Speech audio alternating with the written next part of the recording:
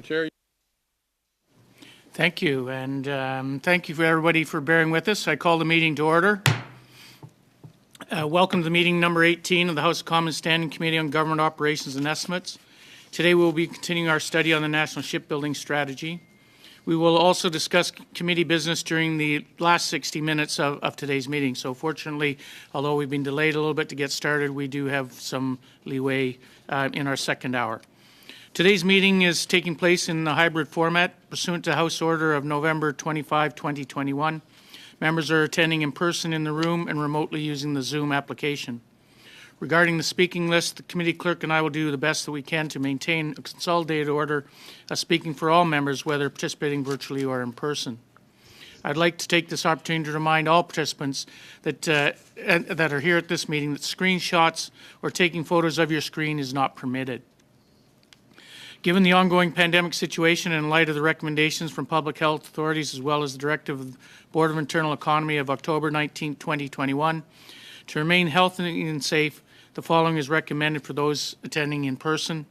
Anyone with symptoms should participate by Zoom and not attend the meeting. Everyone must maintain 2-meter physical distancing, whether seated or standing. Everyone must wear a non-medical mask when circulating the room, and is recommended in the strongest possible terms that members wear their mask at all times, including when seated. Non-medical masks, which provide better clarity over cloth masks, are available in the room. Everyone present must maintain proper hand hygiene by using the hand sanitizer at the room entrance. The committee rooms are cleaned before and after each meeting, but it is helpful if everyone, and we encourage you to clean the surfaces such as the desk, the chair, the microphone with the provided disinfectant wipes when vacating or taking a seat. As the chair, I will be enforcing these measures for the duration of the meeting, and I thank members in advance for your cooperation. With that, I would like to welcome our witnesses and appreciate you both being here today. We'll hear from Mr. Mitchell and Mr. Bureau. And with that, and also just so you're reminded, the presentations that you have provided for us, and likewise to you, Mr. Mitchell, once you've provided it to us, we will spread that and to every committee member so they have access to that. With that said, Mr. Bureau, if you'd like to make your opening statement, please. Good afternoon, everyone. Thank you, Mr. Chair, and bonjour. As was mentioned, my name is Dom Bureau, and I have the honor of being the president of the Nova Scotia Community College, and greetings from the beautiful Annapolis Valley here in Nova Scotia. You know, it was a very special day in October 2011 when all Nova Scotians, we collectively celebrated the awarding of the multi-billion-dollar shipbuilding contract to Irving Shipbuilding to construct, of course, combat ships for the federal government. The interest in being part of this project was certainly intense, and the excitement around a rebirth of our place in the nation as a shipbuilding province drew unprecedented sense of pride. I became president of the Nova Scotia Community College that same year. We are a pan-provincial college. We're the only publicly funded college in Nova Scotia, and we have 17 locations with the mandate to help build a workforce for our province.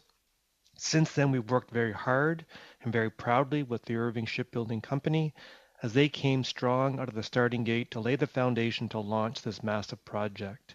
And part of their submission, of course, was a value proposition, which included the work that we've partnered on over the past number of years to enrich and build the skills and the dynamic of its workforce by ensuring, quite frankly, that all hands were on deck.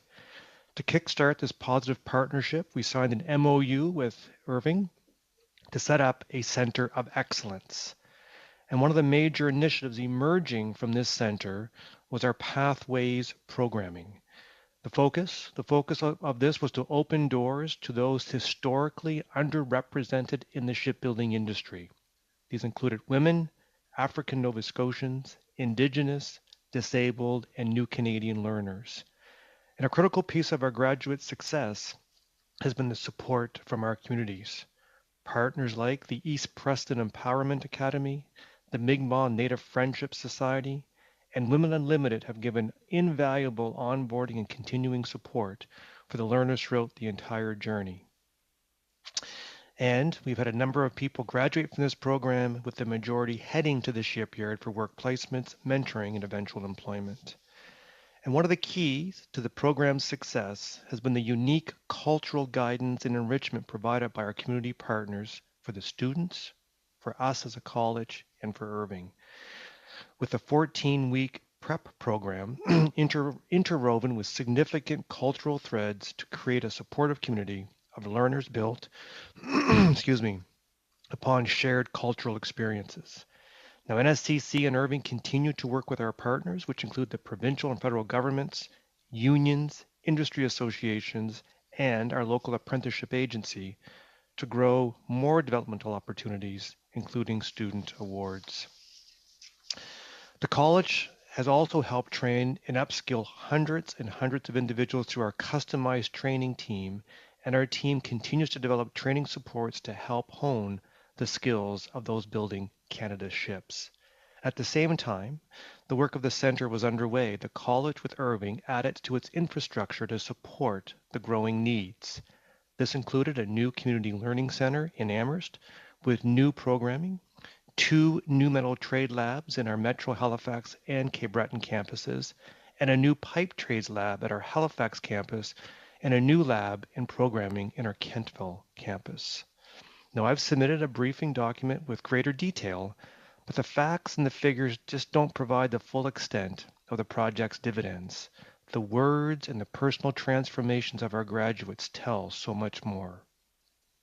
For example, Antonia Warman, one of our first grads, who is now a mentor to those who have followed in the program, said, "I'm incredibly proud. The Pathways program makes the industry more diverse and gives it a better chance for flawless success." And Satina Dab said, "I am now a woman in trades. I can be a role model for my children, especially my daughter." And finally, Brad Paul said, "I wanted a career that was not only fulfilling for me, but it more importantly ensured my daughter has the opportunities that I did not have." Our mission at the college is simple. It's to build the economy and quality of life of Nova Scotia through education and innovation, one learner at a time. And our partnership with Irving to support the strategy, this strategic work fits perfectly with that mission. But the transformational changes this partnership has fostered with individuals like Antonia, Satina, and Brad speaks to the priceless ripple effects stemming from this contract's value proposition. What began a decade ago as a major economic advantage to our region, and one that one observer called as having an optimism dividend, has taken on even a greater significance with the rising global activity. It has crystallized for all the importance of investing in a skilled workforce able to fulfill this national contract. In conclusion, Mr. Chair, committee members, thank you, merci beaucoup, for the honor of speaking on behalf of the college today, and I will be pleased to answer any questions that you may have. Thank you. Thank you, Mr. Bureau. And now, Mr. Mitchell, if you do have a quick opening statement, you have the floor. Sir? Mr. Mitchell, if you can put yourself off, just take yourself off mute there. Yeah. There we go. Okay, sorry. Bad technical day. Reviewing the testimony presented before this committee, many have remarked on the difficult nature of defense procurement. In no other area has this difficulty nearly caused the elimination of a CAF capability through the failure to make a decision. Submarines are a classic case in this and remain so. Unless the government makes an explicit announcement that submarines will be replaced in the next update of our defense policy, it is very likely our present class of these vessels will be our last. The loss of submarines will leave our Navy far less capable in a world where the numbers of navies operating them is growing rather than shrinking. The present national shipbuilding strategy has no plans for the replacement of the Victoria-class submarines operated by the RCN. Strong, secure, and engaged only commits to their modernization. This process is already underway, which will keep the 4 boats working until roughly 2035. At that point, the oldest submarine in the fleet, HMCS Chicoutimi, will be 52 years old. Further operations will be done under considerable risk. 2035 is only 13 years from now. Complex defense procurement projects like the Next Generation Fighter and the Canadian Surface Combatant have both been extant for 2 decades and have yet to deliver replacements for the aging systems now being used. While extending the lifetime of a surface vessel is a challenge, with a submarine, it very much places the crew at direct risk. In the 1990s, the submarine service went through a near-death experience due to the political indifference to the professional advice of the Navy. This indifference was extended right up to the last minute with a level of bargaining for a steeper price discount than what had already been negotiated, and results that may have enhanced some of the problems the RCN has experienced in operationalizing the boats. It is not entirely clear that the political system remains indifferent to the future of Canadian submarine service, but this time around, there will be no fire sale option to rescue it should that be the case. The recent AUKUS deal between the United States, United Kingdom, and Australia highlight the role of nuclear submarines. The RCN has consistently argued that nuclear boats are preferable to conventional boats. Some may feel that this is due to the icy nature of our Arctic waters, which pose difficulties for conventional submarines due to their need to periodically surface. The travel times involved in getting a Canadian submarine on station, either in our Arctic regions or internationally, however, have more to do with recommending a nuclear option, as such boats can travel at high speeds underwater indefinitely. Whether conventional or nuclear, if Canada is to replace its submarines, it will need to make decisions to do so very shortly. The Navy has consistently advanced sound strategic reasons for Canada to operate these systems.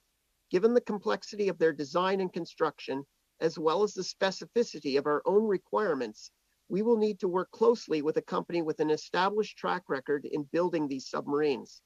Most off-the-shelf systems will not immediately meet the needs of the RCN, and not every nation building submarines may want to cooperate with us.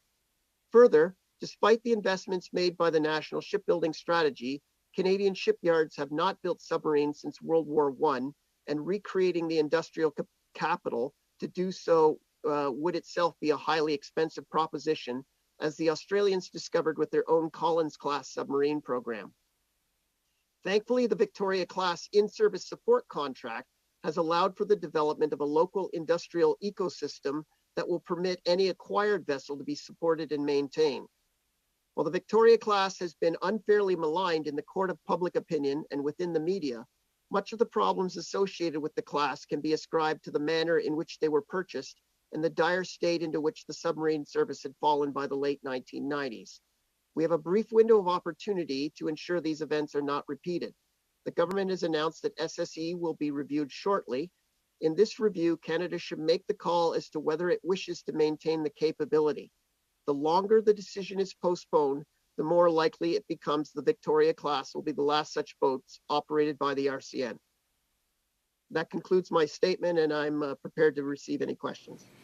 Thank you, Mr. Mitchell. And with that, we will start questions. We will start with Mr. Paul Hoos for 6 minutes.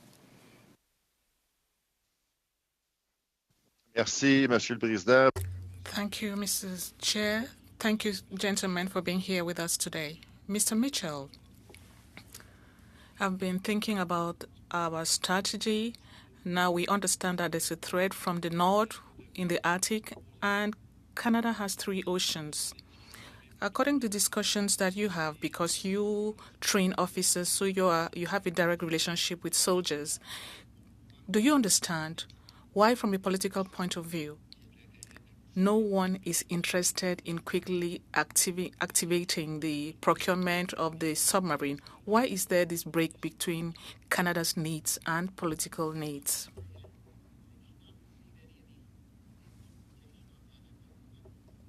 I apologize.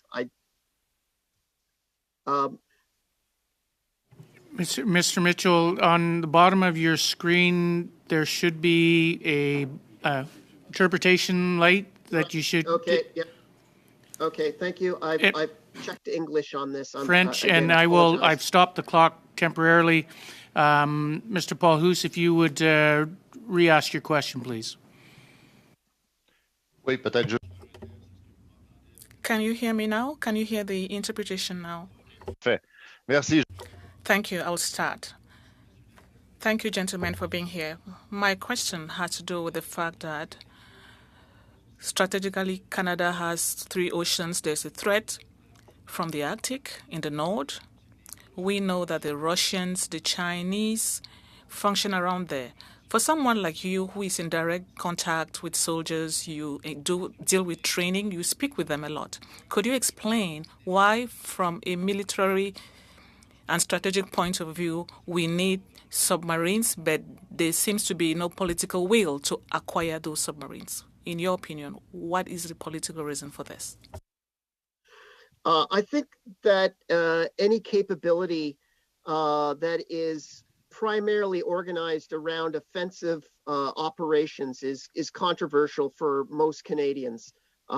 Most Canadians, because we are surrounded by three oceans and our southern border is guarded by a superpower, believe in effect that we live in a gated community, that security is an afterthought for the majority of Canadians. And I believe that the political system responds to this. In the Arctic, it is often difficult to articulate what exactly the threat to the Arctic is. There are threats that come through the Arctic in the form of missiles, possibly in the form of submarines. But by and large, our Arctic is fairly secure, given the difficulty of operating up there. In terms of the submarine threat, I think it is largely a hypothetical one. Certainly, there is the possibility that the Russians, the Chinese, or another nation, even one of our allies, might be able to put a submarine through there. But to what end is the principal concern? Mm-hmm. The ranges for things like submarine ballistic launch missiles and the hypersonic cruise missiles that some of them are capable of launching are such that really they don't require to put a submarine to do such kind of launches into our Arctic waters anymore. Whereas during the 1960s, that was not the case. So the submarine threat, I think, is largely a hypothetical one. It is possible that in the future that moving through Canadian waters might shorten the transit time for some submarines. Submarine voyages, and that there might be a desire to do so, but it would be a tricky maneuver given the lack of information on hydrography and oceanography, the understanding of the bottom profile, and the risk of grounding your sub or hitting the side of an underwater promontory or an island itself would be fairly significant. That said, there is more to recommend submarines than just simply the Arctic option. Clearly, they bring enormous capabilities in terms of strategic deterrence, in terms of their intelligence capability, and certainly and especially in terms of the support to fleet operations for a whole variety of different functions that a Canadian task group might undertake while underway or train against prior to deployment. So all of those things recommend submarines, but explaining that to the Canadian public is a very challenging task, and the technicalities of it and the levels of classification make it inherently difficult. And I think that explains why there is a lot of resistance to the notion of submarines, and particularly because of the difficulty we've had in operationalizing them since 1998, I think contribute to that as well. Okay. Merci. Thank you. So that is a decision that should be taken politically. We shouldn't necessarily wait for the people to understand the stakes. I think that decision should be taken by the government. Here in committee, we talk a lot about procurement. The objective of the committee is to find out how we can be efficient and improve defense procurements. In the case of submarines, if Canada were to decide to procure them, I think you're saying that it will take about 15 to 20 years before we receive the first ones. What would be the best option for the government of Canada to acquire submarines quicker? Should we buy them from abroad and maybe refit them here to have benefits? What is your advice? Unfortunately, there's no simple solution to submarine procurement because of the complexity of the weapon system itself. There are many different types of submarines available, both conventional and nuclear, but the options that are available from German shipyards, from French or Spanish shipyards, there are programs that are in development with Korea and Japan as well. But all of these have been designed specifically for local requirements. Canadian submarines, they need to be ocean going, globally deployable, rather than just simply operating in the littoral regions. And that's why many European designs are not effective. They need to have long endurance without access to support facilities. All of these things make designing a submarine specifically for Canadian requirements inherently difficult. And that is why Thank you, decisions have Mr. to be Mitchell. made. I apologize for interrupting, but due to time constraints, if you have more you feel you can add to that answer, by all means, please submit that to the clerk in writing, and he will disseminate that to all the committee members. We'll now go to Mr. Housefather for 6 minutes. Thank you very much, Mr. Chair, and thank you to both witnesses for being here today. I'm glad the technical issues got sorted out for Mr. Mitchell. Mr. Bureau, I'm going to start with you. I think this educational program, the Pathways program, and the overall program to train people to work in our shipyards is phenomenal. And I just wanted to understand, what percentage of your graduates are placed with Irving? Is there an agreement with Irving that they will take all of them that want to go work there, at least for an internship program, if not employment? Or could you sort of explain what the relationship actually is? Yeah, thank you very much. So yes, there is an agreement that students who successfully complete the program will be able to complete that part of the program, which is a hands-on in place of work component. And then, given the need for labor, given the need for the workforce, they have been basically hiring all the folks that we are able to graduate. In fact, we had a class in 2020, it was 20 individuals started from our African Nova Scotian community. 20 graduates completed the program. 20 graduates then went on to complete the work term. And then, 20 were hired. So we've had great success with that flow through. Especially at a time, again, when the workforce is so critical. Oh, 100%. So can I just understand, I want to delve a little bit into this. This is a 2-year program, correct, overall? Yes, and, that's correct. And how many students in the different groups that you are bringing each year, how many overall number of students are you able to enter into the class each year? Yeah.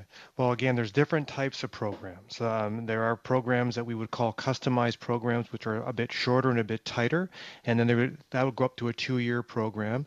And we operate a very flexible model. So if there's a particular need for us to expand the number of seats, we can do that very quickly.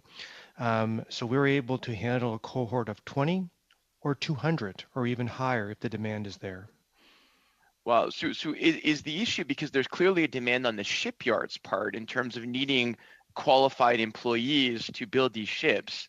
One of the issues that we hear about all the time with delay is the lack of qualified personnel. Yeah.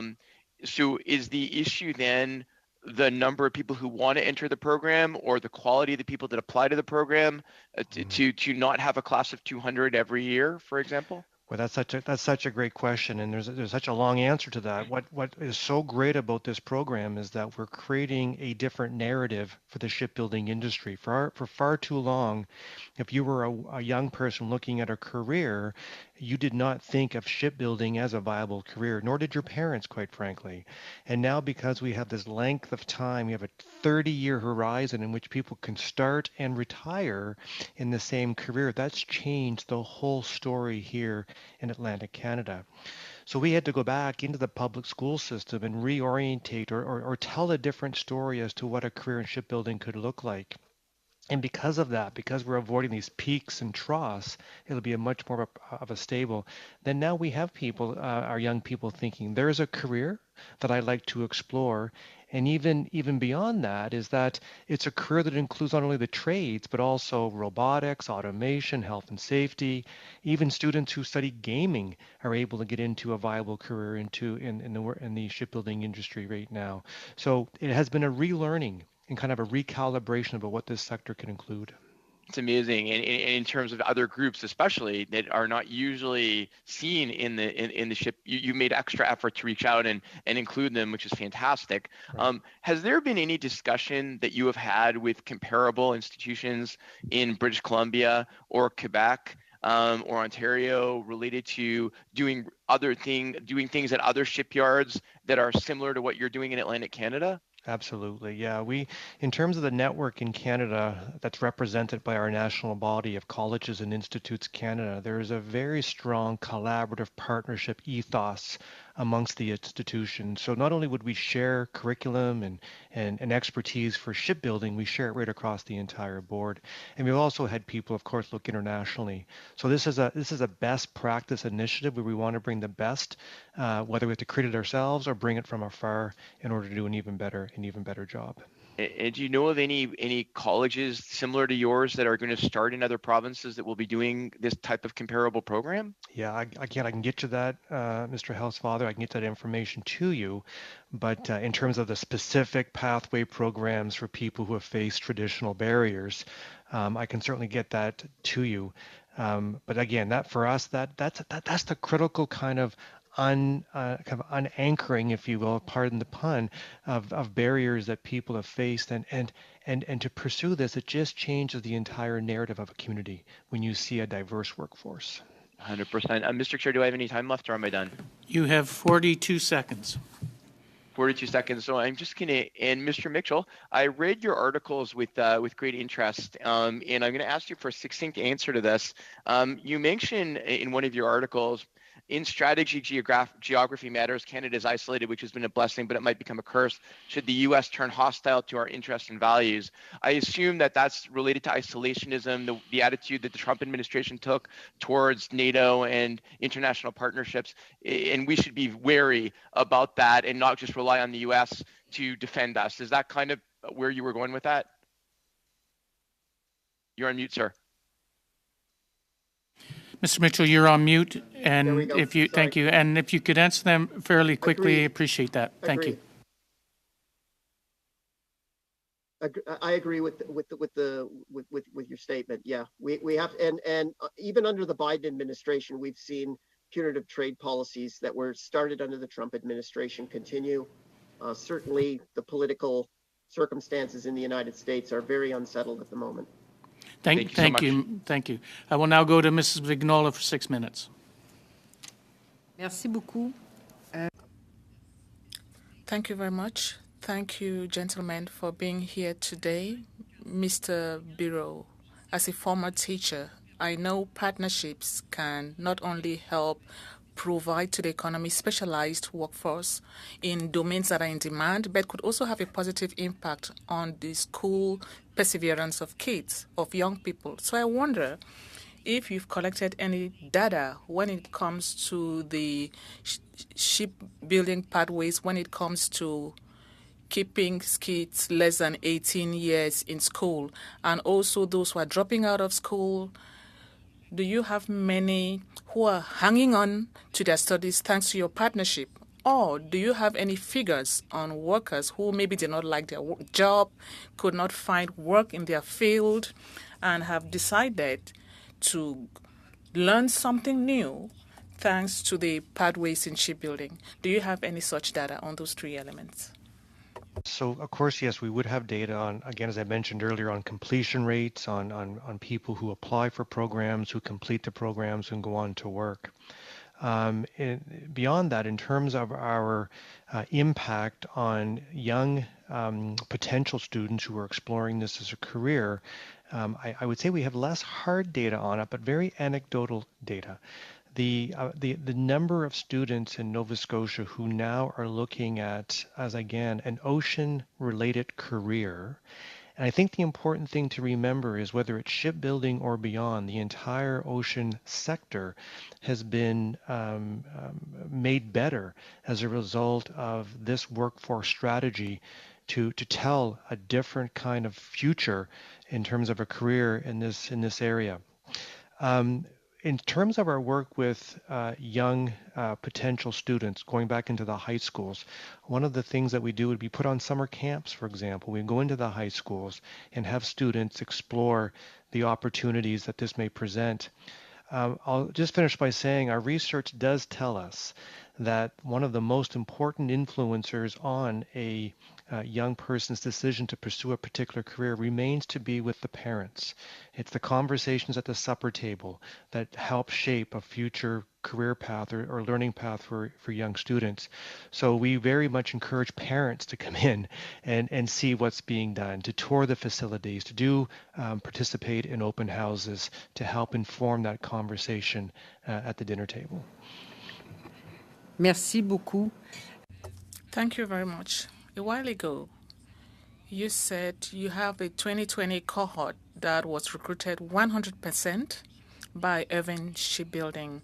How many cohorts have you had so far?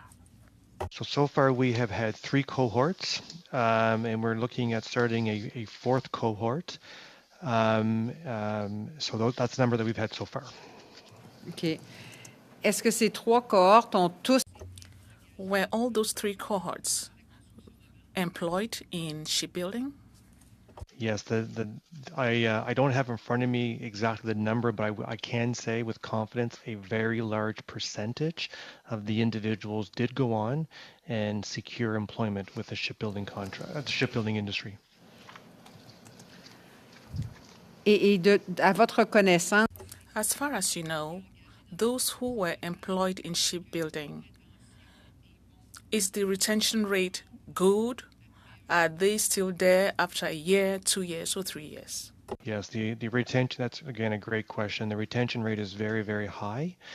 And what we also do, which we appreciate with Irving, is the commitment that they've made to make the workplace a safer workplace, a workplace that recognizes the importance of diversity, a workplace that recognizes the differences in different cultures. We've learned from day one that not only do we have to prepare our students for success, we also have to prepare the workplace for success through committees and through different cultural experiences that create that soft landing for those students. And because of that, the retention rate is high. merci beaucoup. Thank you very much. In the 10 years following the 2011 announcement, which led to a positive wind, of course, in Nova Scotia,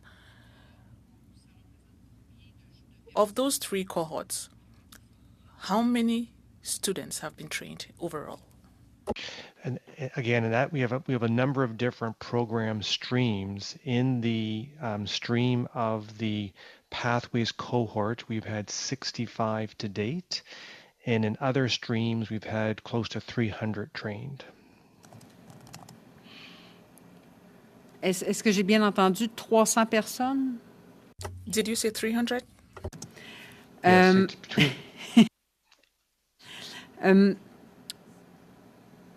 Rapidement, au niveau économique, Very quickly, from an economic standpoint and the GDP of Nova Scotia, has there been an impact of these pathways as young people return to shipbuilding? What's the impact?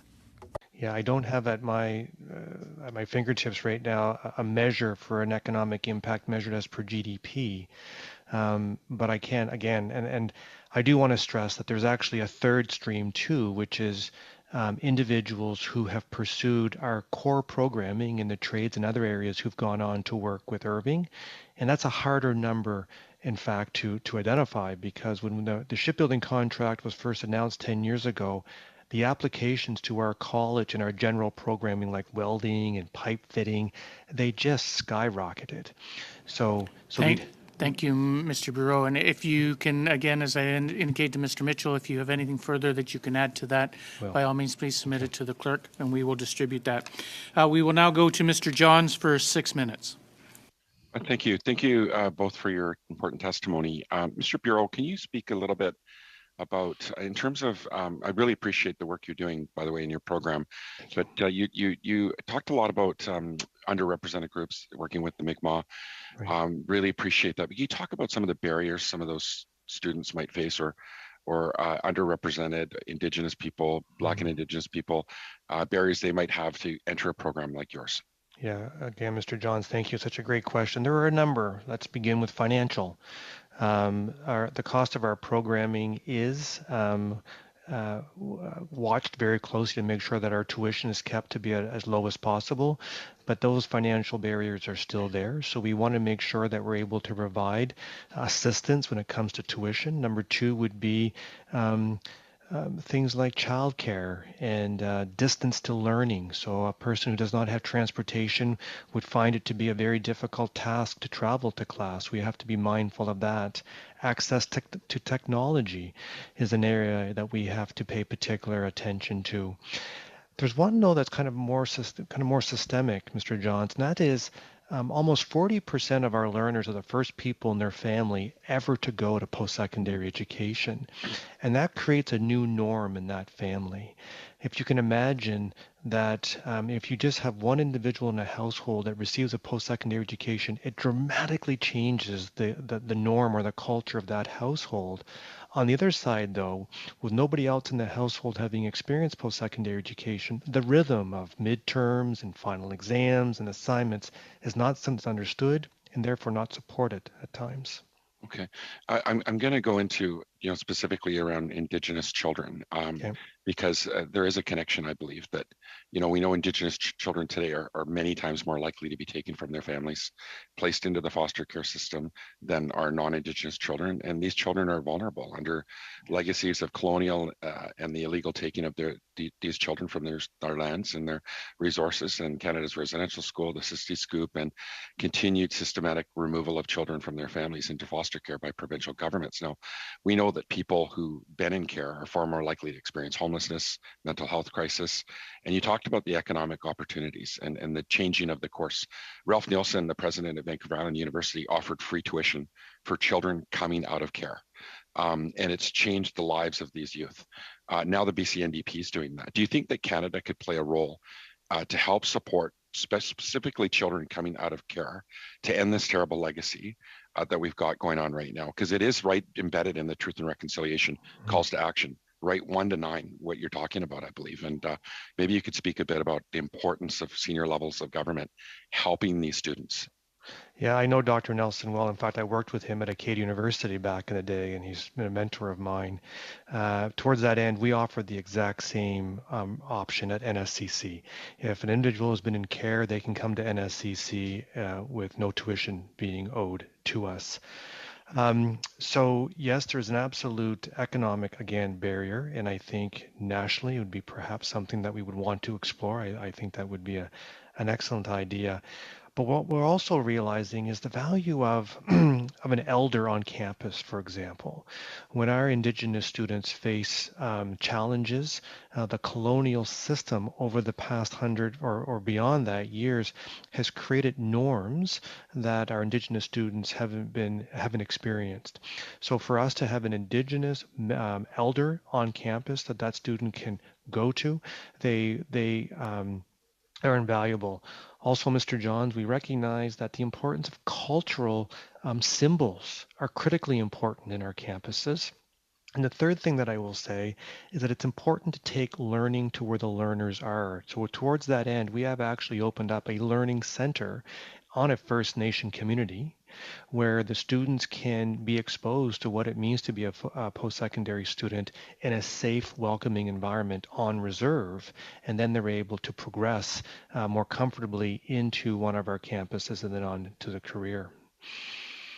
Appreciate it. And right now we've got a robust shipbuilding sector happening right now, developing in Port Alberni. We've got the only deep sea port on the west coast of Vancouver Island in my riding.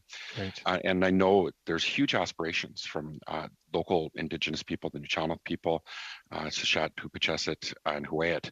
Can you speak about how other institutions you learn from your institution, or how you could pivot and support across the country the work that you're doing? Yeah.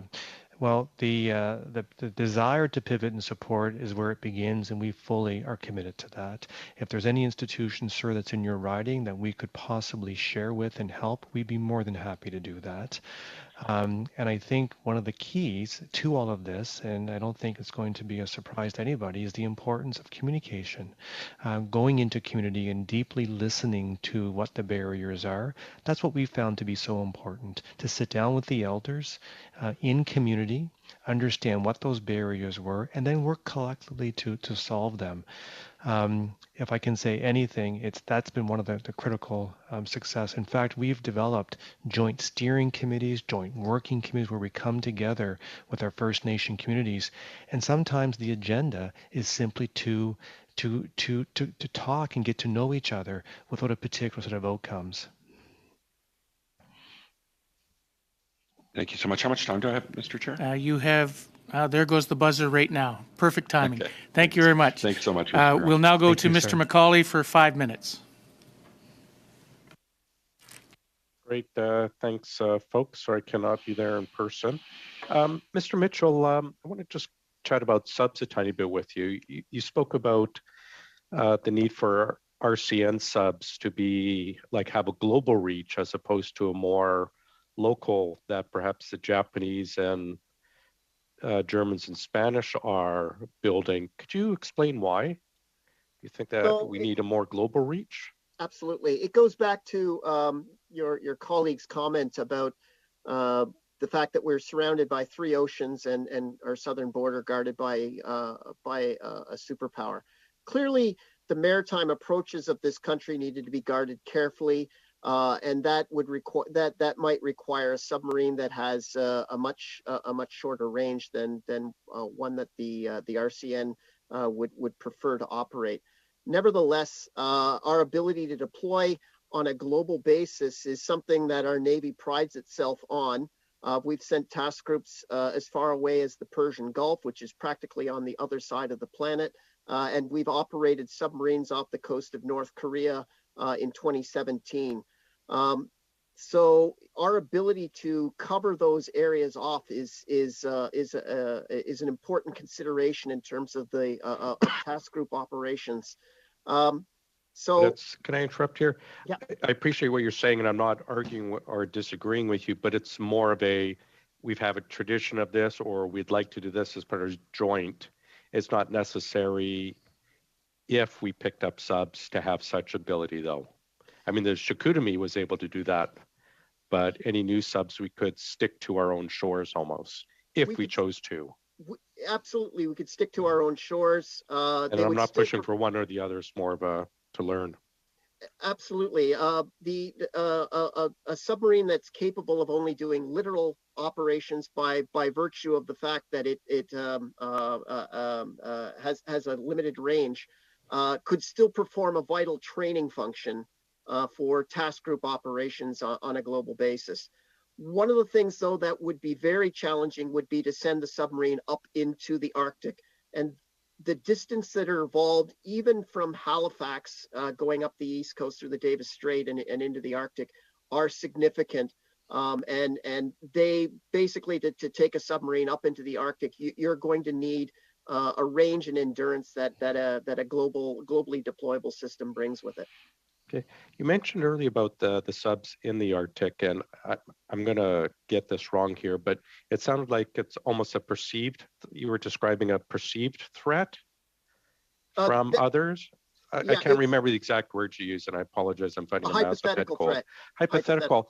If it is a hypothetical, would we be better off, say, let's pour all our resources into icebreakers with a strategic partnership with our American allies, saying we'll push everything into here, you look after the sub parts, we'll do everything with polar icebreakers to cover that part.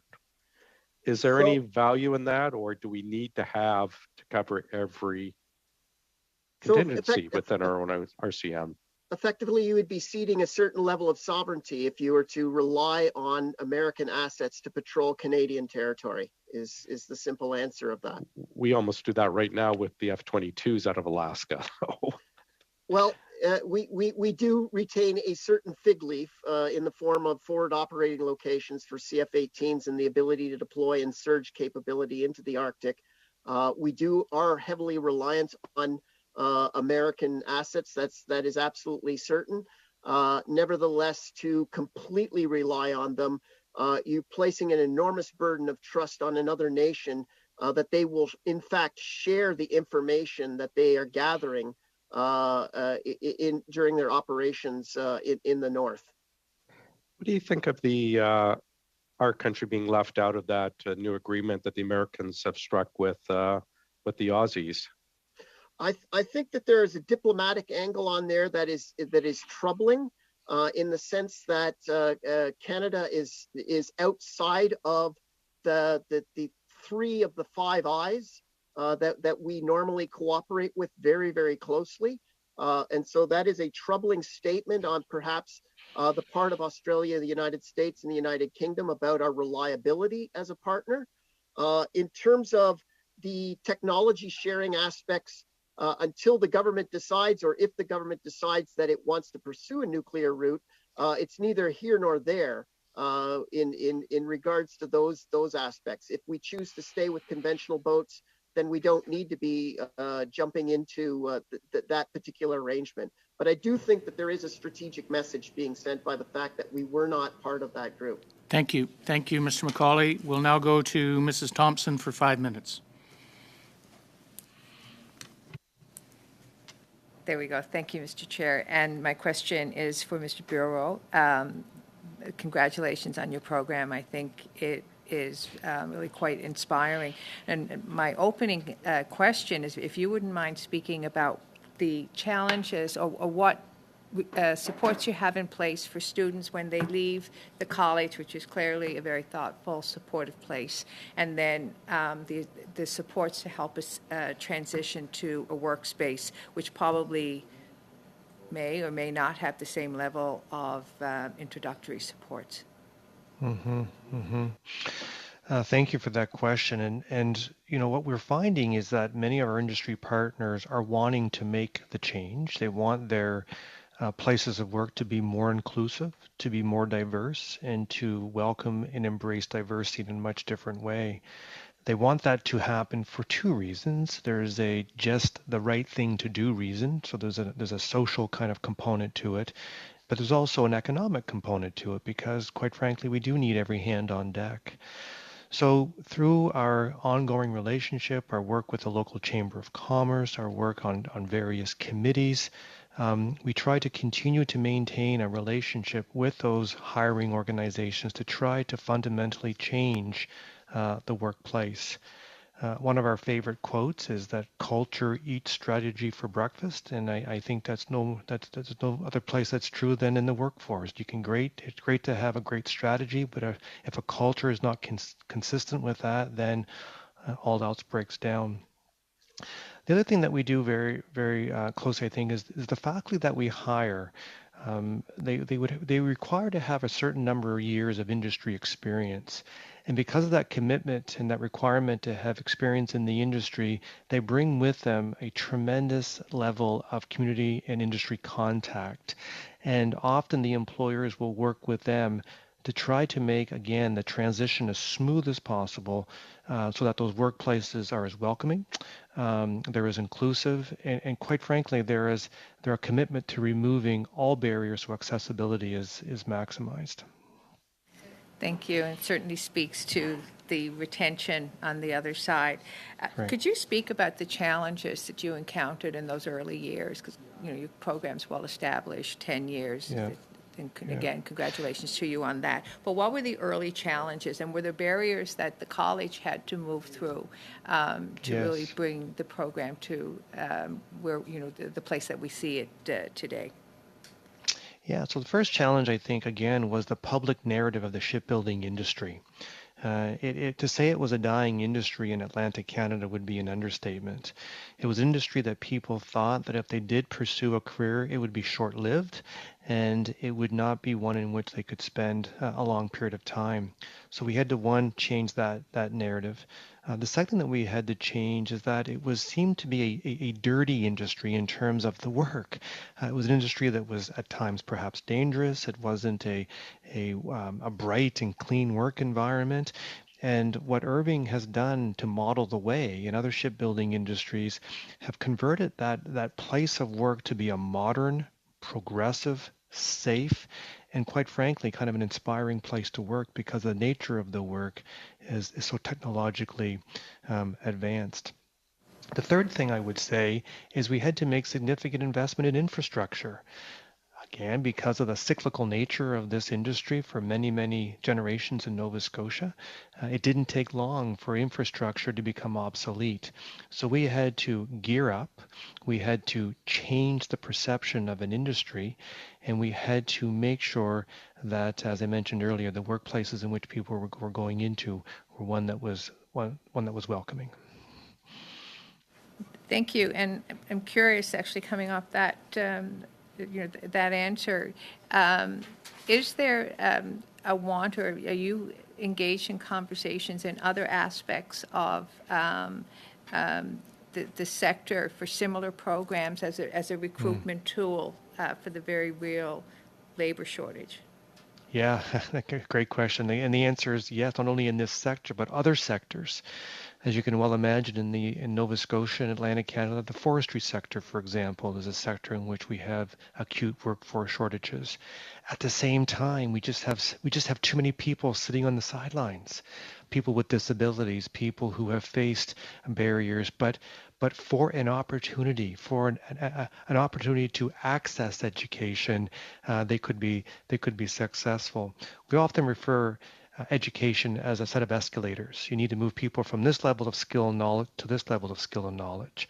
And often the solution, it's thought, is to increase the number of escalators if you want more people up here. The challenge is many people can't even get on the escalator. There's a front end gap. So we can provide these kinds of 14-week partner-based programs as a lead-in to the longer-based programs. That's a proven solution for success. Thank you, Mr. Bureau. We'll now go to Mrs. Vignola for 2.5 minutes. Merci beaucoup. Thank you very much. My questions go to Mr. Mitchell. Mr. Mitchell, a while ago, we talked about submarines. I just want to make sure that I understood you well when you said, in an ideal world, what I refer to as a unicorn world, we will need submarines in 10 years, given that what we have is outdated. But at this point, we don't think that Canada would be able to have new submarines in 10 years. Did I understand you well? My concern is if we don't start the process of replacing these submarines in the next 2 or 3 years, it will be very challenging to negotiate the complexity of not just the defense procurement process, but also the industrial requirements to actually come up with a design that will meet Canadian needs. So yes, by 2035, we will probably, the clock will run out on the ability to replace these vessels. Merci. Thank you. In your opinion, how many ships at the minimum would Canada need to meet its needs when it comes to its territory and safety needs? The minimum. In terms of the absolute minimum for just conducting operations off the east and west coast, probably 6 conventional boats would be sufficient. That would enable you to establish an operation cycle on either one that would enable continuous presence of a submarine able to deploy to just off our coasts. If we bring in the Arctic, or if we are looking at sending submarines abroad, I would say that we would need to double that number because of the transit times to get submarines to and from station. However, if we were to go to a nuclear option, I think we could also go back to a 6-boat number, simply because the speed with which nuclear boats can travel underwater, up to 25 knots or more, means that they can get on station very, very quickly. To give you an example, it took about 80 days for Chicoutimi to cross over from Esquimalt to Yokosuka in Japan. A nuclear boat could probably do that in under a week. Thank you, Ms. Vignola and Mr. Mitchell. We'll now go to Mr. Johns for 2.5 minutes. Well, I'm going to go back to you, Mr. Bureau again. Mr. Bureau, the Pathways to Shipbuilding program, can you cite any comparable type programs on the West Coast?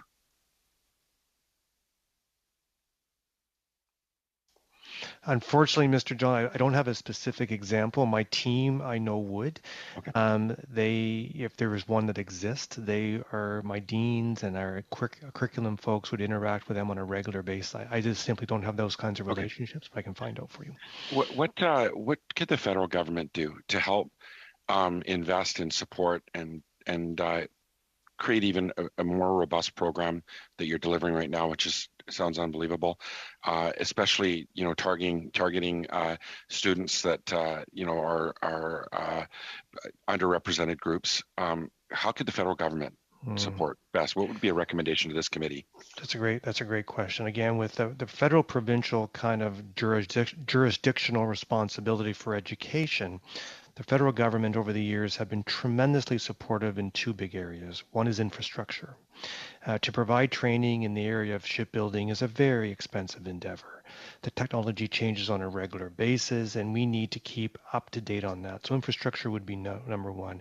Now, where is it now? Is it inadequate right now, or is it even, what level would you say it's at in terms of scoring, if you want to call it? At our institution, I would say it's good. We've had a great run for the past number of years to update our infrastructure. So we're in good shape. That lifestyle is getting shorter and shorter and shorter in terms of the runway. The second area in which that we've benefited tremendously is in research. The federal government has a role in funding research. I know the split has traditionally been low at colleges in terms of for every dollar the federal government invests in research, a very small percentage goes into the applied research at a college. And through that research, it enhances the learning environment. So those would be two big areas I would say to explore for further options. Okay. In terms of expanding your program, what would be some of the ways that the federal government could support your program specifically? Yeah. Well, again, applied research, the opportunity for our students to engage in research in metals, in terms of 3D printing, in terms of new techniques, in terms of simulation. Those are so critically important to help our students move forward. It's amazing the technology available right now in welding simulation, for example. At one time, the only option you had to teach a student welding was a very wasteful process, because if a mistake was made, the metal was wasted. Now, with a simple push of a button, a simulated weld can occur over and over and over again. Thank you, Mr. Bureau. Thank you, Mr. Johns. Okay, we'll now go to Mr. Paul Hoos for 5 minutes. Merci, Monsieur le Président. Thank you, Mr. Chair. Mr. Mitchell, right now, we're thinking about submarines with various components. We have defense, SPAC, public service, and procurement. Could we have one single department managing it? Will that be more efficient? Will it help with decision making, for example, instead of having all these different departments involved? Thank you. I'm not a student of procurement or the organization of that procurement. So I don't believe I have the competence to actually answer that question properly. Okay. Merci beaucoup. Thank you very much. Mr. Chair, since the beginning of our study on air defense and shipbuilding procurements, on several occasions we had witnesses and experts who unfortunately did not have critical information and could not give us specific information. But overall, that is why I tabled a motion a few weeks ago. The motion goes as follows: that in the context of its study of air defense procurement projects and its study of the National Shipbuilding Strategy, the committee send forth from Public Services and Procurement Canada a monthly progress report concerning the progress of the maritime and air defense procurement projects, including up-to-date acquisition, operating, training, and maintenance costs, and the progress of the work. That this report be submitted to the committee on a monthly basis by the 15th of the month from May 2022 to May 2023 inclusively, and that the report be rendered public and published on the committee's website. So, Mr. Chair, As I said at the beginning, members of this committee, particularly opposition members, need information, and particularly experts who are able to analyze what is happening in the government of Canada when it comes to air defense procurement, and particularly to make these contracts are the biggest in the modern history of Canada. So it's the least we can have to have reports that can inform us on what is going on a monthly basis. So I would like us to discuss this motion and vote. Thank you. Thank you, Mr. Paul Hoos, and the motion was tabled in the past. It's now being retabled, so there's opportunity for debate. I see Mr. McCauley's hand up, followed by Mr. Housefather. Great, thanks, Mr. Chair, and thanks, Mr. Paul Hoos, for putting forward. I think we should have had this actually, probably 5 years ago, so we could actually stay on top of it, not have to wait for annual or biannual reviews. I'm wondering if Mr. Paul Hoos would be open to maybe a friendly amendment just to make it a bit more precise, the information that we should be looking for.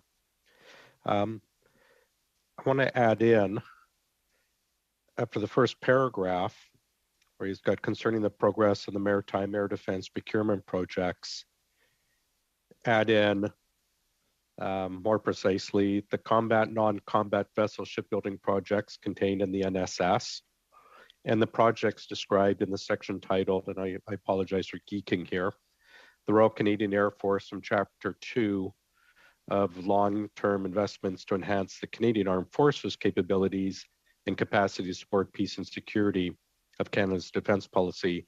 That's of strong, secure, and engaged.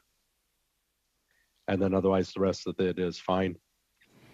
But I just wanted to add that if Mr. Paul Hoos is fine, just to make it a bit more precise, the information we're looking for, the updates on everything in the NSS from the Polar to C-SPAN, et cetera, to the more precise information on the Air Force items being purchased under SS&E. Thank you, Mr. McCauley. And I see Mr. Housefather. We have an amendment on the floor at this point in time. And I will ask it as a friendly one, Mr. Paul Hoos, are you amenable to that amendment? Okay.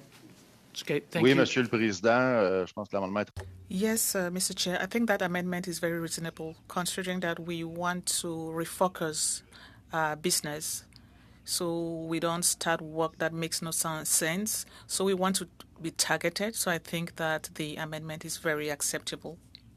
Thank you, and thank you, Mr. And I apologize that I should have gone straight to Mr. Housefather.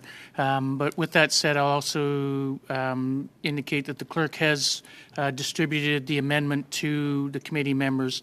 Before I go to Mr. Housefather, I also want to recognize to our witnesses, this is as we move forward, and I suspect by the looks of things, this may go a little bit longer. So with that said, I think we will dismiss the witnesses at this point in time because we're past the hour. I do want to thank you both for being with us here today and appreciate that. And for your testimony. And as I indicated earlier, if you do have anything further that you would like to add, please submit that to the clerk, and we will distribute that to the members. And with that said, I will dismiss the witness, and thank you very much, and thank you very much for being here. And Mr. Mitchell, my father was the CEO of where you work right now, and Command and Staff College, and in 1976. So I do understand where you're working from, but appreciate to both of you. Thank you very much. Thank you, Mr. Chair. And now we'll go to Mr. Housefather. Thanks, Mr. Mitchell. Thank you. Hi, Mr. Chair.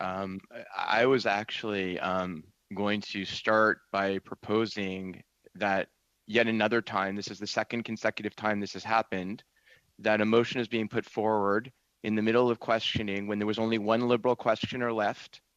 And this easily could have waited until after the Liberal questioner had gotten the chance to ask the questions.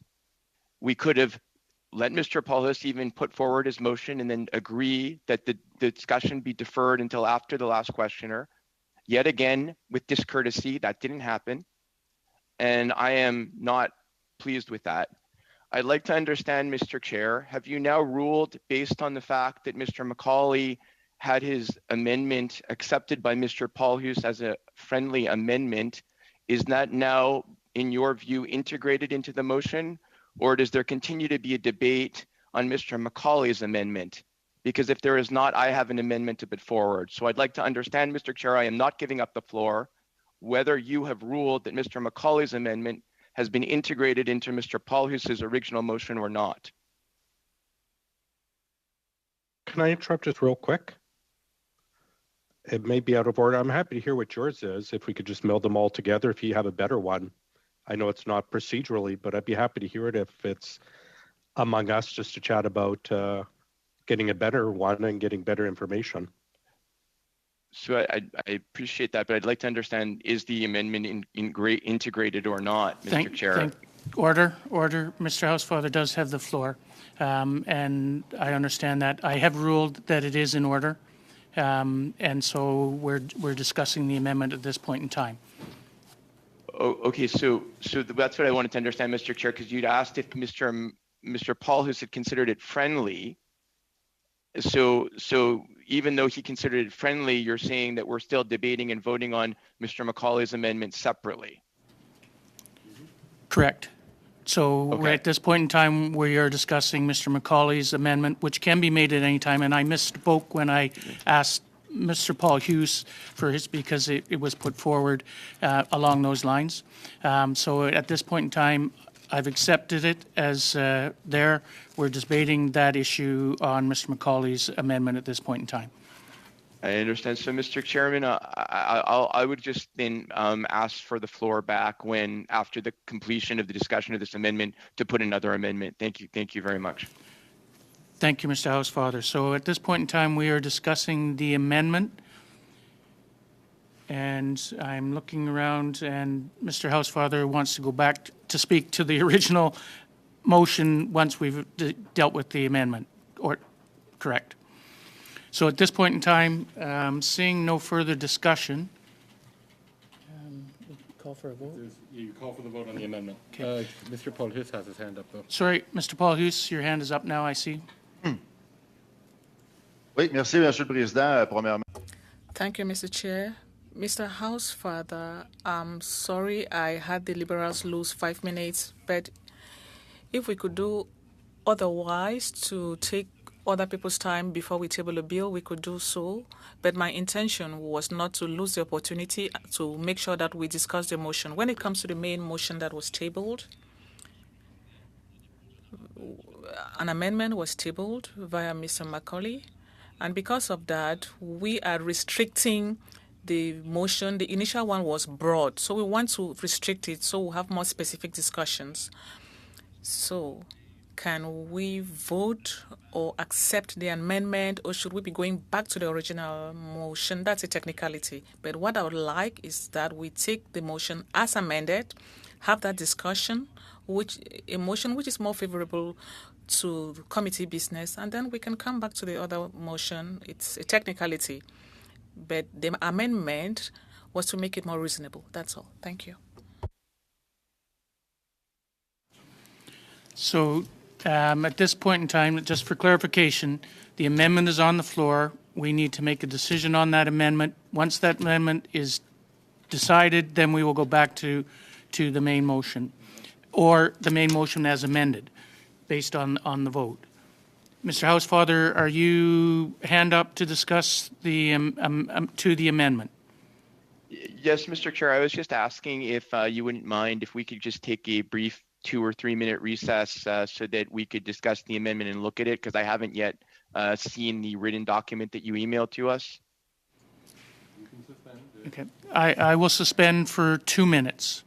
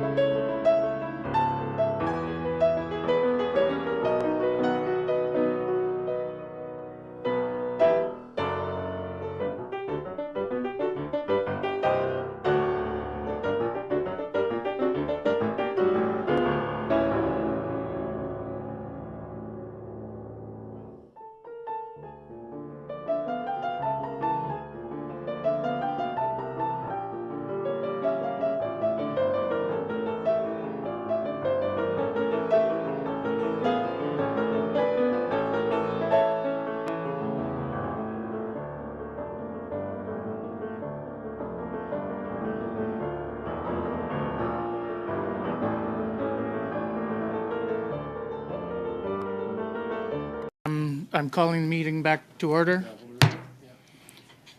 And I gave a little bit longer than the 2 minutes there, Mr. Housefather, and your hand, so with Mr. Housefather, you have the floor.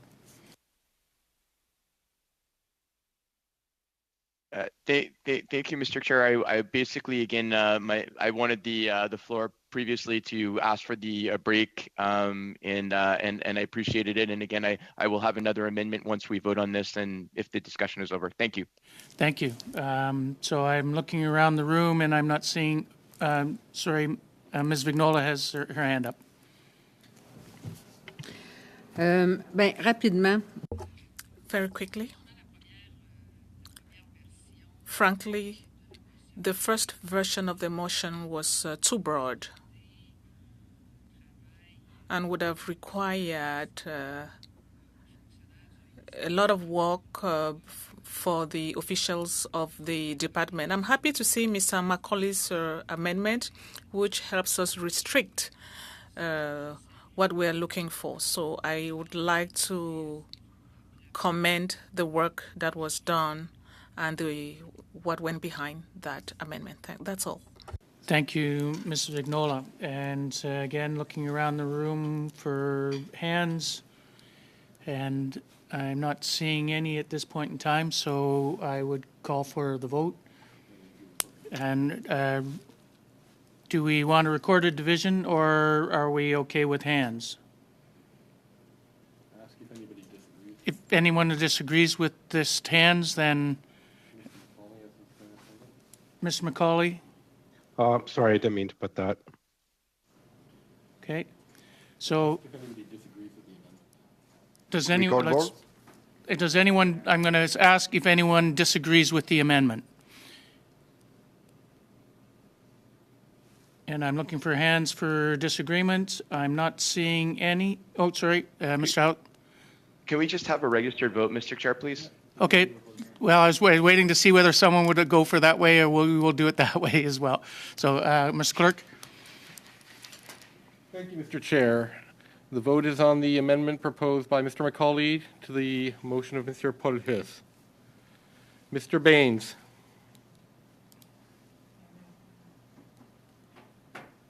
Sorry, Mr. Chair, my point of order. I was going to just get some clarification on if you can read out what the vote is. Le vote est demandé, Monsieur le Président. Le vote était demandé. A vote has been called for. We are going to record a vote. I asked for consensus to do raised hands, or for someone, if they didn't, they want a recorded vote. There was a request for a recorded vote. Therefore, we're moving to a recorded vote at this point in time.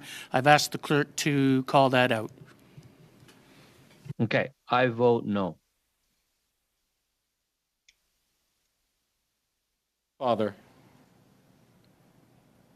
No. Mr. Joe Howery. Against. Mr. Kuzmierczak. No. Mrs. Thompson. No. No. Mr. Macaulay. I guess I'll support myself, yes. Monsieur Polhus. Oui. Yes. Yay. Madame Vignola. Oui. Yes. Mr. Johns. Yes.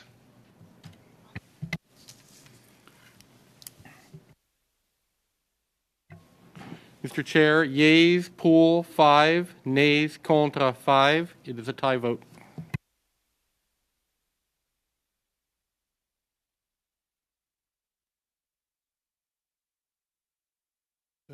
Say which way you're voting. Okay. The chair votes yes. It's carried. We'll now go to, as we move forward, we'll now discuss the vote as amended, and that is now on the floor. Mr. Housefather, I see your hand is up.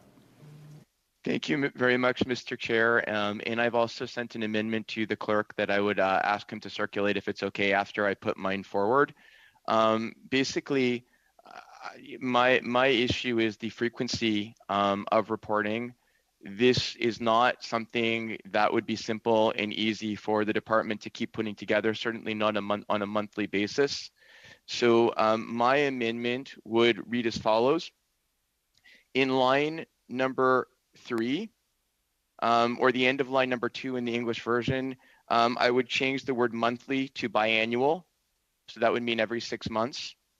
And in the 5th line, I would delete the words a monthly basis by the 15th of the month from May 2022 to May 2023 inclusively, and change that to on a biannual basis from June 30, 2022 to December 31, 2023. Et en français, en effet. And in French, because I want to be fair with my Francophone colleagues, I'll change the word monthly in the 3rd line. I'll change that to biannual. And on the 6th line, I will delete the word monthly on the 15th day of each month from 22nd May,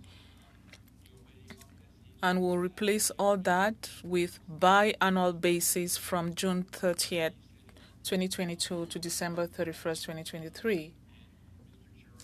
Happy to explain it when you would judge it receivable and everybody would have a copy. Yes. Okay, sorry, Ms. Vignola. Merci. Thank you. Can we start the debate? I just need to explain something to the committee first, if I may. So I'm just going to ask the clerk to just first, and then we will go. Mr. Clerk. Just to explain to the members of the committee, the version of the amendment I have from Mr. Housefather, the text is correct.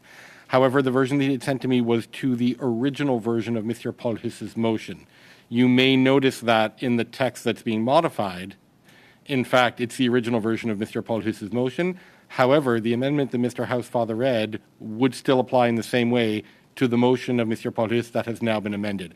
I just wanted that explained to the members of the committee so that it is clear. Thank you, Mr. Chair. Thank you, Mr. Clerk. We will now go with Mrs. Vignola, followed by Mr. Housefather, followed by Mr. Paul Huss. Okay. C'est sûr que it's true that when doing monthly reports could be a lot of work for the officials.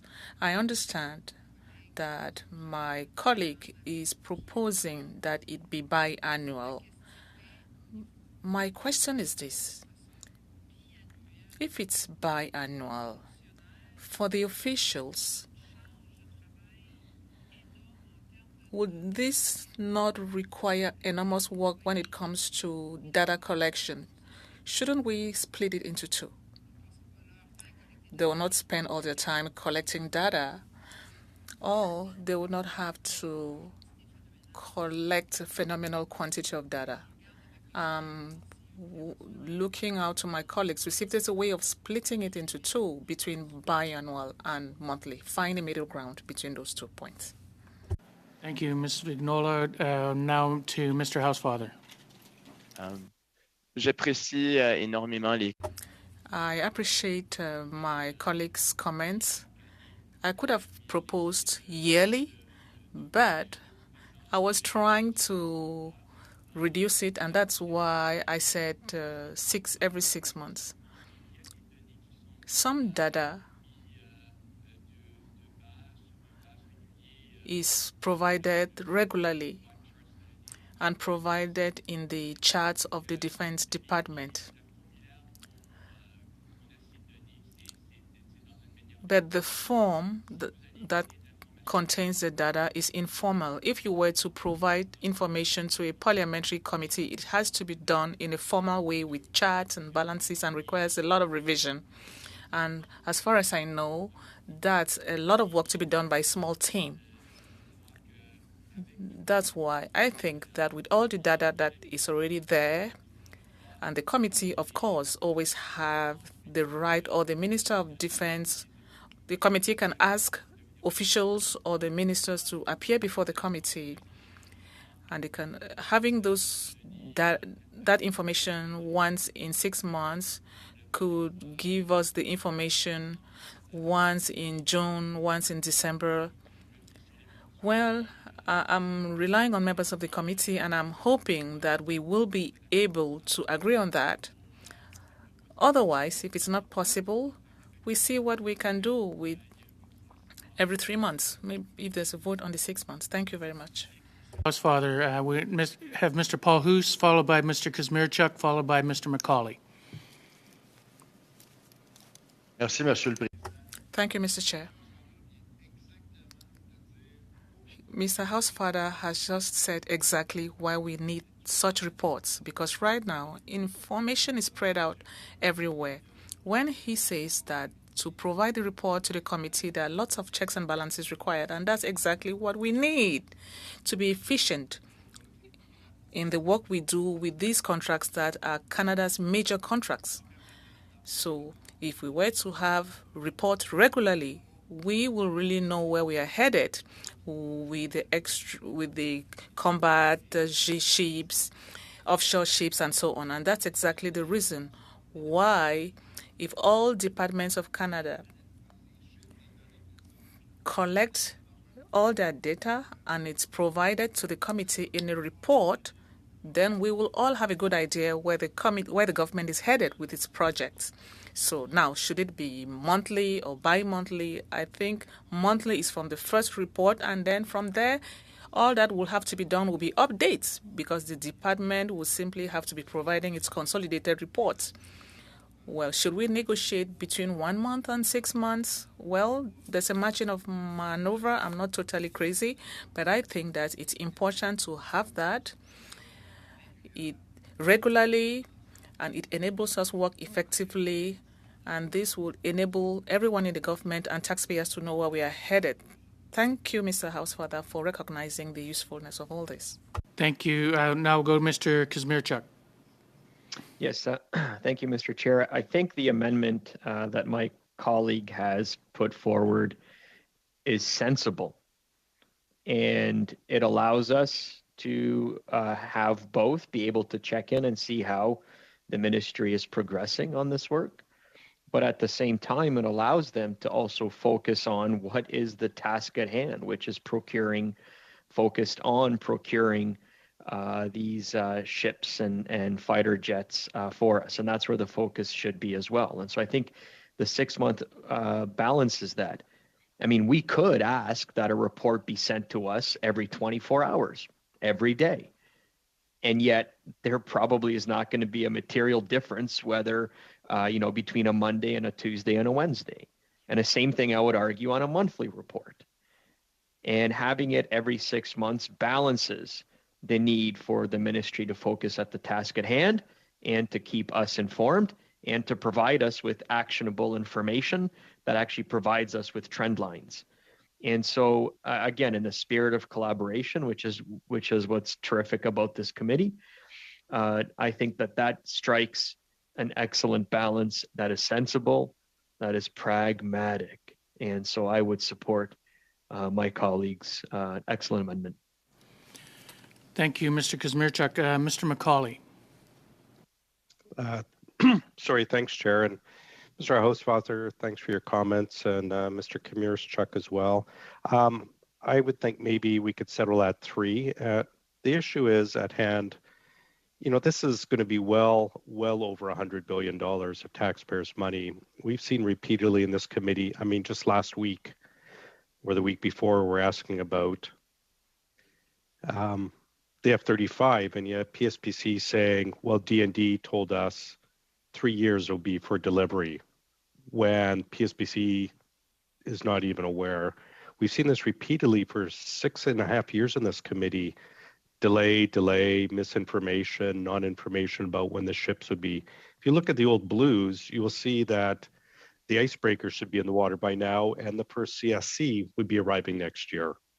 And I don't think we're even cutting steel yet. I think we owe it to taxpayers and to parliamentarians to get a lot more information out on this. As I said, it's going to be well over $100 billion all said and done. I understand where the others are, Liberals are coming from, and I understand, my request. I'd be very happy with Ms. Mignola's suggestion, perhaps every 3 months, and we can see it for a year and go from there. But I think waiting every 6 months is going to be further delays and further disservice to taxpayers and other parliamentarians. Mr. McCauley, are you proposing that as a sub-amendment?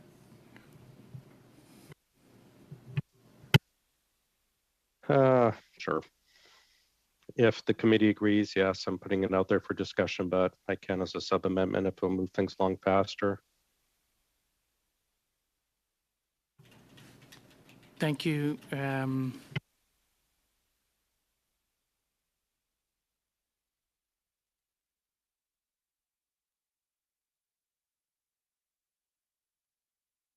Is there any debate on the sub-amendment of Mr. McCauley? And Mr. Housefather. Thank you, Mr. Chair. I would have thought that perhaps we could have done this differently, which would have been that if the 6 months was defeated, we could have put another amendment for 3. But I'm going to vote against the sub-amendment in favor of my initial amendment without the sub-amendment. And if there's no other hands up, I would request when we do it a recorded vote. Thank you. Housefather. And I'm looking around the room and I don't see any other hands up. I will call for a recorded vote on the sub-amendment. Thank you, Mr. Chair. My understanding of the sub-amendment is that biannual would be replaced with every 3 months in the first instance, and on the second instance, instead of biannual basis, it would be on a basis of every 3 months. That's my understanding of the sub-amendment that Mr. McCauley is proposed. If members are in agreement, I will start the roll call.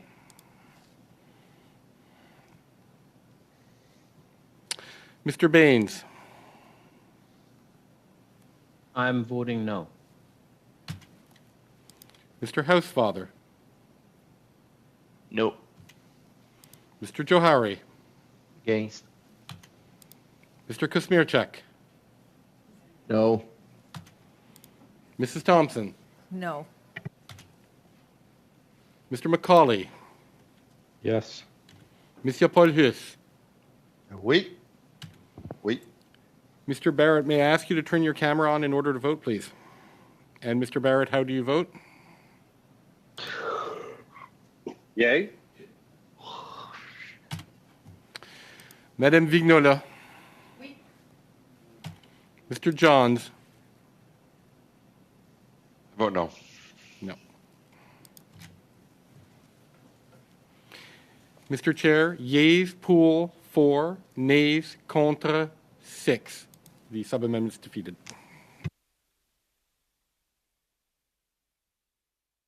The amendment as amended by Mr. Housefather. If there's any discussion on the amendment as amended. And I'm not seeing any hands up, and I'm assuming, would anyone request a recorded vote?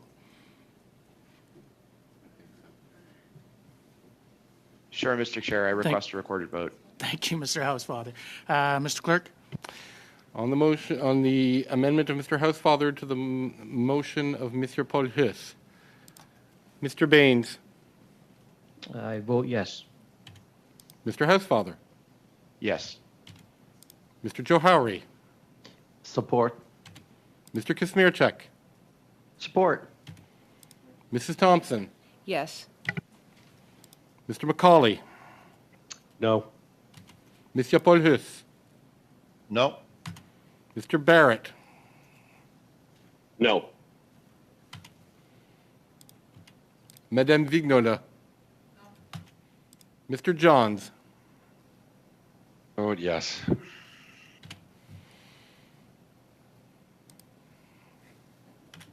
Mr. Chair, yeas pour 6, nays contre 4.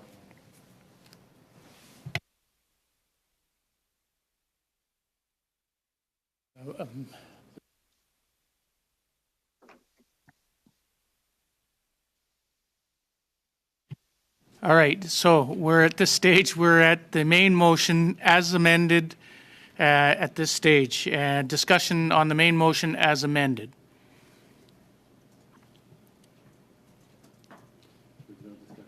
And I'm looking, oh, I see Mr. Paul Hoos's hand is up. Oui, merci, Monsieur le Président. Donc, Monsieur... Thank you, Mr. Chair. Mr. Clerk, could you please confirm the date of the first report? Parce qu'il n'y a pas de changement de date. Has there been no change in the date? If it's May, then the next one should be done now and then the next in 6 months. Monsieur le Président, Mr. Chair, for the benefit of the committee, what is in the amendment which was adopted was that the period for submission of reports will be biannual from the 30th of June 2022 right up to the 31st of December 2023. Merci. Thank you. Mr. Paul Hoos, you're good at that? Yes? Nodding your head. Merci, Monsieur le Président. Thank you, Mr. Chair. Mr. Housefather, you had your hand up. Your hand is down now. We're good? Or did you want to discuss? Pardon? No, it was just to clarify what the clerk was saying, Mr. Chair. I was just going to say that it was the 30th of June. Thank Okay. you. Thank you. So I'm not seeing any other hands up. And I'm assuming somebody is going to recall for a recorded vote. I see that. So for Mr. Johari, thank you. And I'll call on the clerk for a recorded vote on the motion as amended. thank you, Mr. Chair. On the motion of Mr. Paulus as amended, Mr. Baines.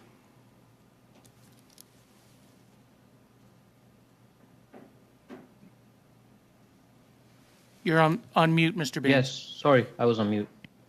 I vote yes. Mr. Housefather. Yes. Mr. Johari. Support. Mr. Kusmirchak. Yes. Mrs. Thompson. Yes. Mr. McCauley. Mr. McCauley, I cannot hear you. Oh, there you go. Sorry, my computer. No. You are voting against, Mr. McCauley? Yes. Yes, I'm voting no. Monsieur Paulus. Je sais pas s'il y a peut-être une confusion. I'm not sure if there's confusion somewhere. We are voting on the main motion as amended. The motion of Mr. Paulus as amended. Do you vote yea or nay? As amended, which amendment? Sorry. The Housefather amendment has been adopted and your amendment has been adopted. So we're voting on the original amendment? The amendments have been adopted already. This the is the original motion Sorry. as amended. Yes, sorry. I vote yes. Please forgive me. Monsieur Paulus. Oui, oui, Monsieur le Président. Mr. Barrett. Yes. Madame Vinola. Oui. Mr. Johns.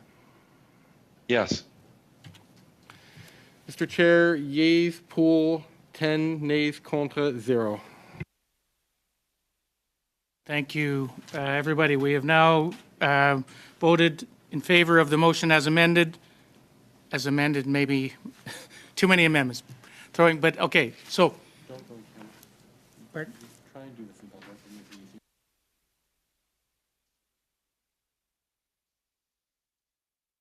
With everybody here, and just normally we would go in camera at this point in time. I think what we have to discuss at this point in time, we actually can do in public. That way, we don't have to go another 10 minutes or so to go on and come back in and suspend and come back in from suspension. So, so just so that everyone is aware, you'll be happy to know that the clerk, on behalf of the committee, submitted our travel budget to the liaison committee. Where we would, and we would obviously wait for more news whether we are approved for travel or not. Mr. Kazmierczuk, Elgin Air Force Base is somewhere near where you were discussing in Florida, but I don't see that as an option. But And also, members will recall that the committee wanted to invite the Canada Post to appear once the financial statements were released. Those have been released to the House on Wednesday and referred to the committee. So I'm going to ask the clerk to contact Canada Post to order to see about scheduling a time for the representatives to appear to discuss the financial statements as we move forward. So two supplementary budgets were distributed to members yesterday. One is for the committee's study on air defense procurement projects, and the other is for the committee's study on the national shipbuilding strategy. The previous budgets adopted for these studies did not contain any money to pay for reimbursements for witnesses' travel expenses for coming to Ottawa. This was because these budgets were prepared and adopted before all witnesses were able to appear in person. The House of Commons changed this rule after the initial budgets were adopted. And so now that we have more witnesses that are appearing in person, we would need approval of funds to pay for their travel. Both budgets are modest, the changes that you would have seen, and we hope that they will be sufficient to cover the expected costs of witnesses' travel expenses. The clerk is prepared to answer any questions, if you have any at this time, on that. So I throw that out to the members. And I'm seeing no hands up on this. So with that, does the committee wish to adopt these two budgets? Show of hands. And hands are up. And I see yes, yes, and around the room, carried. Thank you very much. And with that, we actually are going to finish. Oh, sorry. Simplement pour demander pour le voyage. For the trips and the submissions, can we receive that by email? Is that a document we can receive by email, the submission concerning the trip? Yes, it can be circulated to members of the committee. It's simply a skeletal description of information that was submitted to the liaison committee. So please keep that information confidential, but we can give it to everyone. Thank you. Okay, and again, looking around the room, I'm not seeing any hands up, nothing up on the screens. With that, I want to thank everybody for the meeting today, and we are still finishing before 3 o'clock, Mr. McCauley, just so you're aware. And with that said, I would like to thank the interpreters for everything you've been doing with us, and greatly appreciate your time. Now, Mr. Chair.